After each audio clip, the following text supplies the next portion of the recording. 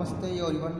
देखो बच्चों, पिछले वीडियो लेक्चर के दौरान अपन ने विदलन के प्रकार के बारे में बात की थी और आज अपन बात करेंगे विदलन के तल, यानी कि विदलन किस किस तल से हो सकता है। तो देखते हैं अपन विदलन के तल। तो अंडे में पीतक की मात्रा अधिक होने पर जिस ध्रुव की ओर पीतक अधिक होता है उसे अल्पक्रिय ध्रुव कहते हैं और जिसमें पीतक का अभाव होता है उसे सक्रिय ध्रुव कहते हैं।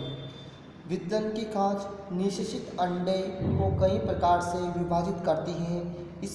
इस आधार पर निम्न तल बनते हैं। तो फर्स्ट जो तल देखेंगे अपन वो देखेंगे अपन रेखांशिक तल।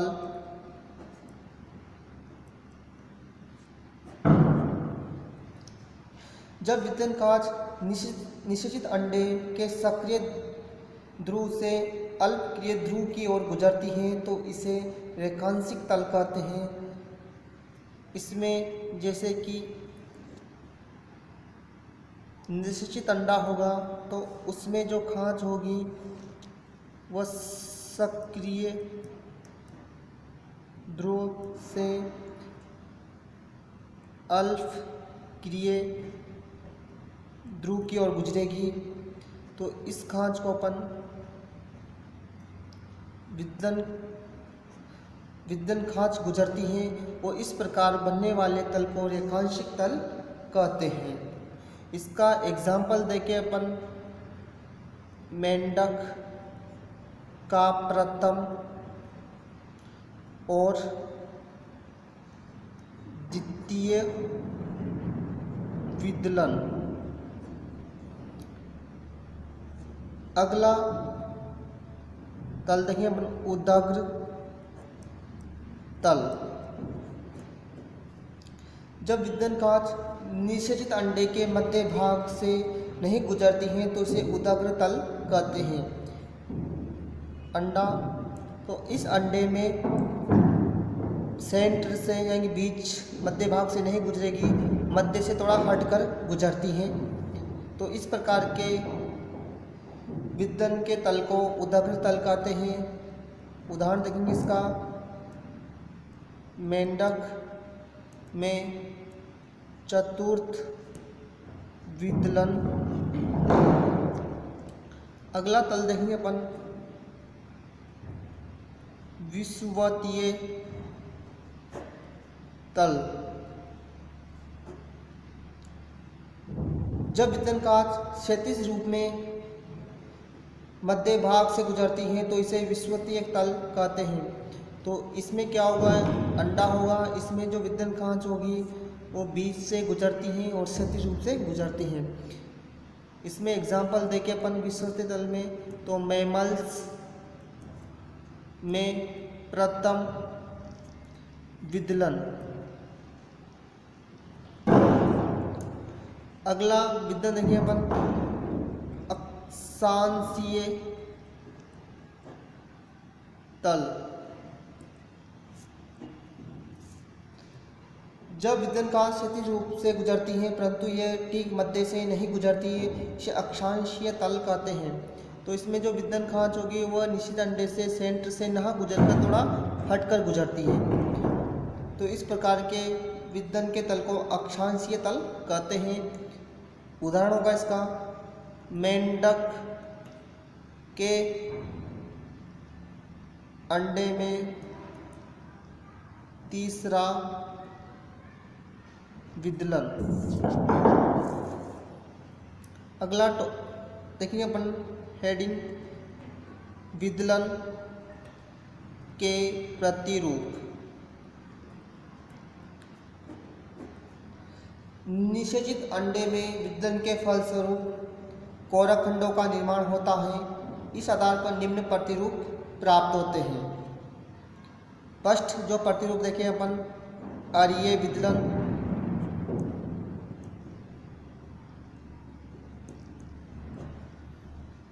इस प्रकार के प्रतिरूप में 4 कोरखंड ऊपर तथा 4 कोरखंड नीचे की ओर व्यवस्थित होते हैं।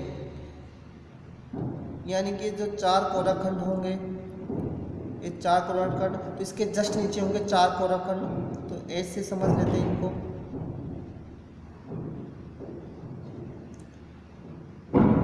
इसके अंदर की ओर, ये पीछे की ओर मान लो, ये ऊपर की ओर है। तो इस प्रकार का अरेय वितरण होगा वो संश्लेषण डेटा के जंतुओं में देखा जाता है।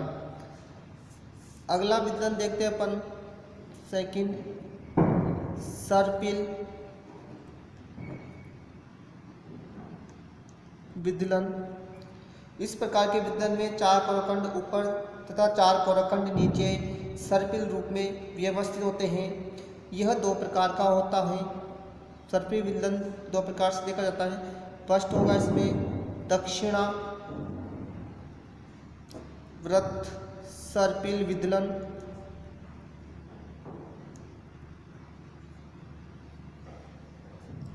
इस प्रकार के सर्पिल विदलन में कोराखंड दक्षिणावर्त रूप से व्यवस्थित रहते हैं।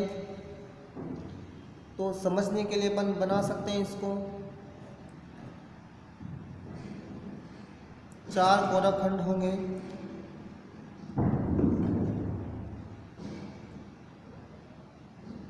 और ये सर्पिल रूप से व्यवस्थित होंगे, और इनमें जो घूर्णन होगा वो सर्पिल दक्षिणावर्त होगा। सर्पिल दक्षिणावर्त गोल होते हैं और दक्षिणावर्त घूर्णन दर्शाते हैं। दूसरा देखते हैं वामावर्त सर्पिल विदलन।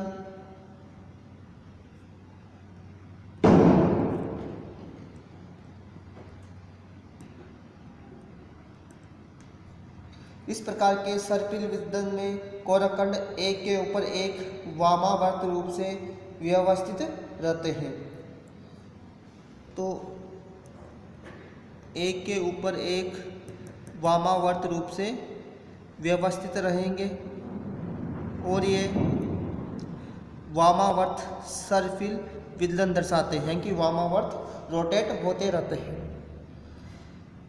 अगला विदलन देखेंगे अपन, थर्ड विदलन। फर्स्ट देखा था अपन ने अरेय विदलन, सेकंड देखा अपन ने सर्पिल विदलन के 2 प्रकार देख लिए, दक्षिणावर्त सर्पिल विदलन, वामावर्त सर्पिल विदलन। तीसरा देखेंगे अपन द्विपार्श्व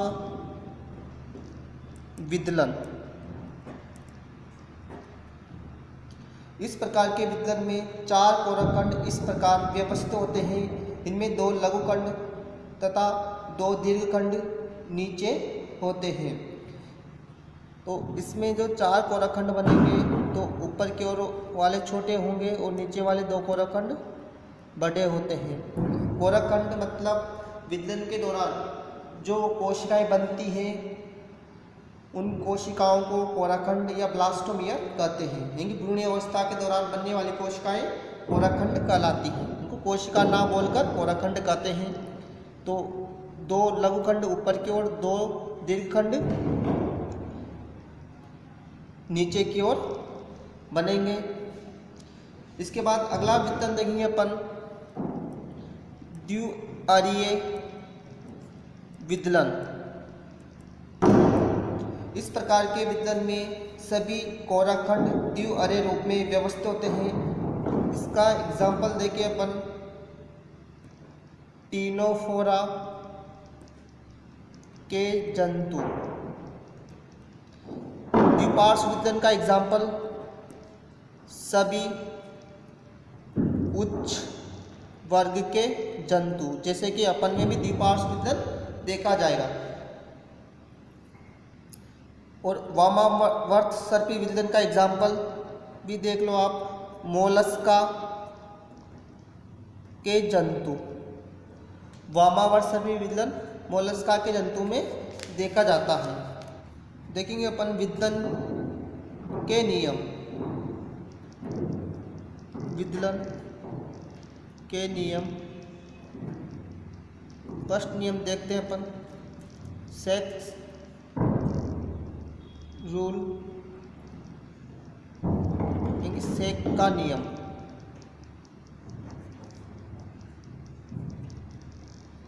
इस शेख ने बताया कि विदलन के फलस्वरूप समान आकार के कोराखंड बनते हैं जो धीरे धीरे आकार में छोटे होते जाते हैं। सही बात है कि जो विदलन के दौरान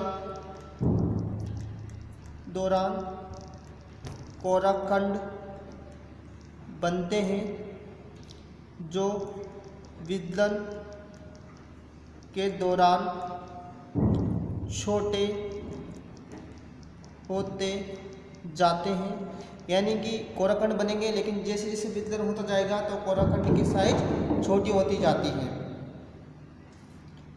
तो ये भी एक मुख्य अंतर होता है समसूत्री विभाजन और विदलन के अंदर, कि इसमें कोराखंड की साइज छोटी होती जाएगी लगातार, जबकि उसके अंदर कोश साइज वैसी की वैसी रहती है। समसूत्री विभाजन में साइज में कोई परिवर्तन नहीं होता। हाँ, गुणसूत्रों की संख्या वही रहेगी समसूत्री विभाजन में, और विदलन के दौरान गुणसूत्रों की संख्या में कोई परिवर्तन नहीं होता है। अगला नियम देखेंगे अपन, बोल्फोर का नियम। बोल्फोर्स रूल। बोल्फोर ने बताया कि अंडे में विदलन के विभाजन पित्तक की मात्रा के व्युत्क्रमानुपाती होते हैं। अंडे के जिस भाग में पित्तक अधिक होता है वहाँ पर विभाजन कम होता है। बोल्फोर ने बोला विदलन के विभाजन जो होंगे वह पित्तक की मात्रा के व्युत्क्रमानुपाती होते हैं। यानी पित्तक की मात्रा ज़्यादा तो विदलन कम, पित्तक की मात्रा कम तो विदलन अधिक होगा, ऐसा बोल्फोर का मानना था। देखेंगे अपन कोरक भवन या ब्लास्टुला।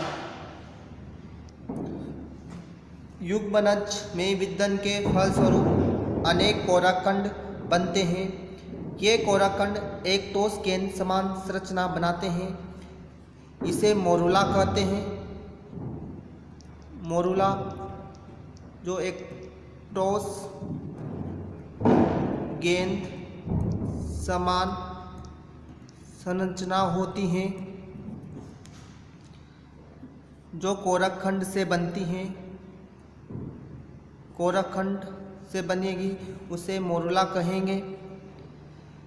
यह अवस्था सहतूत के फल के समान होती है। इससे धीरे धीरे खोखली गेंद समान संरचना बनती है, इसे ब्लास्टुला कहते हैं। तो मोरूला से ब्लास्टुला, और इस क्रिया को ब्लास्टुलेशन या ब्लास्टुला भवन कहते हैं। और आगे चलकर ये ब्लास्टुला गेस्टुला अवस्था का निर्माण करता है, और इसी गेस्टुला अवस्था के दौरान 3 जनन स्तरों का निर्माण होगा, इसे एक्टोडर्म, मेसोडर्म और एंडोडर्म, और तीनों जनन स्तर से अलग अलग अंगों का निर्माण होता है। तो अगले वीडियो लेक्चर के दौरान अपन कोरक के प्रकार या टाइप्स ऑफ ब्लास्टुला की बात करेंगे। इसमें फर्स्ट टाइप देखेंगे अपन सतही कोरक। तो आज के लिए बस इतना ही। थैंक्स।